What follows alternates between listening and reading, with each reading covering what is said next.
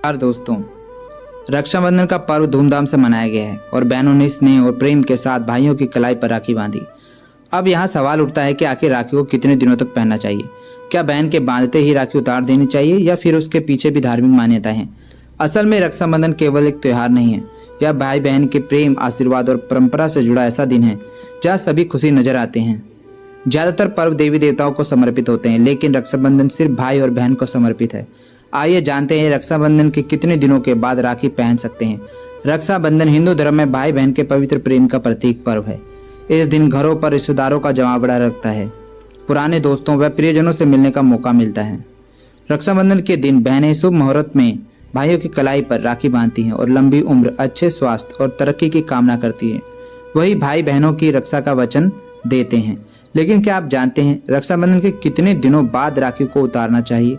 साथ ही राखी उतारने का सही समय क्या है और कौन कौन सी बातों का ध्यान रखना चाहिए? धार्मिक मान्यताओं के अनुसार रक्षा सूत्र भाई को सभी तरह की नकारात्मक शक्ति से बचाने और जीवन में सफलता की राह पर आगे बढ़ने की शक्ति देता है। रक्षाबंधन के बाद कम से कम 21 दिनों तक राखी बांधने की परंपरा है। यह ठीक उसी तरह है जैसे किसी पूजा अनुष्ठान या मंदिर में कड़वा पहनते हैं। अगर 21 दिन तक राखी पहनना संभव नहीं है तो कृष्ण जन्माष्टमी तक राखी पहननी चाहिए, यानी रक्षाबंधन के बाद कम से कम 7 दिन तक राखी अवश्य पहननी चाहिए।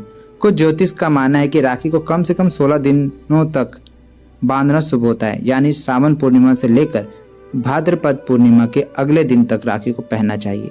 वही कुछ परंपराओं में दशहरे तक राखी बांधी रखते हैं। माना जाता है रक्षा सूत्र दशहरा तक कलाई में रहने से यह रक्षा कवच की तरह काम करता है और भाई को हर संकट से बचाता है।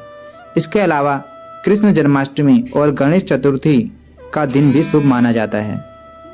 राखी उतारते समय ठीक वैसे ही शुभ मुहूर्त का पालन करना चाहिए जैसे राखी बांधते समय करते हैं, ताकि बहन के प्रेम और भाई की रक्षा के इस व्रत का पूरा फल मिले। राखी उतारने की भावनात्मक और धार्मिक प्रक्रिया है, इसलिए जब आप राखी उतारें तो अपने इष्ट देव का ध्यान अवश्य करें और प्रार्थना करें। राखी उतारते समय मन में कोई नकारात्मक विचार ना रखें और इसे किसी कूड़ेदान या सड़क पर नहीं फेंकना चाहिए। यह एक पवित्र धागा है, इसलिए राखी को हमेशा बहते हुए जल में प्रवाहित करना चाहिए। अगर आपके पास यह संभव नहीं है तो पीपल के पेड़ के नीचे रख दें या किसी पवित्र स्थल पर रख दें। दोस्तों, अगर वीडियो अच्छी लगे तो लाइक और सब्सक्राइब जरूर करें।